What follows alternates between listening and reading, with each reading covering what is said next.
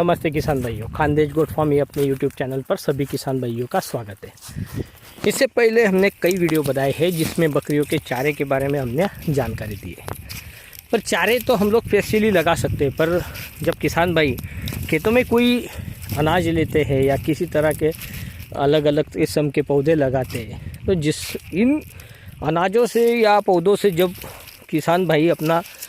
जो चाहिए वो अनाज या जो उत्पाद चाहिए वो निकाल लेते, तो उसके बाद जो बचे कुछ इसका वेस्ट होता है, इन चीज़ों को भी बकरियों के लिए चारे के स्वरूप में हम लोग इस्तेमाल कर सकते हैं। जैसे कि महाराष्ट्र के अंदर कपास की जो पैदावार है वो बहुत ज़्यादा तौर पर की जाती है और यहाँ पर कपास की बुआई बहुत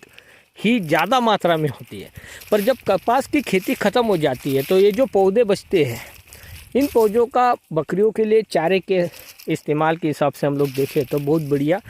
यूज़ होता है, क्योंकि इसका जो फल होता है कपास का, इसका पत्ता होता है, या फिर कपास निकलने के बाद में जो बचा हुआ नीचे का जो रेसिड्यू पार्ट होता है, ये सब चीज़ें हम लोग चारे के स्वरूप में बहुत अच्छी तरीके से बकरियों में इस्तेमाल कर सकते हैं, क्योंकि बकरियां इनको बहुत अच्छी तरीके से खाती है। और साथ ही साथ इसमें चारे के साथ में देखे जाए तो कॉन्सेंट्रेट फीड या खुराक भी मिल सकता है, क्योंकि इसमें बकरी जो फल खाती है कपास का, उसके अंदर बहुत सारे बीज होते हैं कपास के, और इन बीजों का ही इस्तेमाल करके खल बनती है कपास की। तो बकरियों को मतलब तेल के साथ में, फैट के साथ में डायरेक्ट जो खल होती है वो मिल जाती है, मतलब इसमें से ऑयल निकाला नहीं है, इस तरह से ये बीजें बची हुई होती है, तो ये बहुत अच्छी मात्रा में, और जो बचे हुए फल है वो सब बकरी खा जाती है। तो इस तरह से अगर किसान भाई जो भी रेसिड्यू है अपने यहाँ पर अपने जो भी हम लोग बुआई की है खेतों में, जो बचे कुचे जो भी पौधे होंगे उनका एक चारे की इसमें इस्तेमाल कर सकते हैं। तो देखो, बकरियां कपास बहुत अच्छी तौर पर खाती है, साथ में जब सोयाबीन बच जाता है, सोयाबीन निकाल लेते हैं तो उसका जो रेसिड्यू रहता है खेतों में वो भी बहुत अच्छी तरीके से बकरी खाती है। तो इन खेतों में जब तक खेत पूरी तरह से आप लोग साफ़ करते नहीं है तब तक चारे के लिए आप इस्तेमाल कर सकते हैं।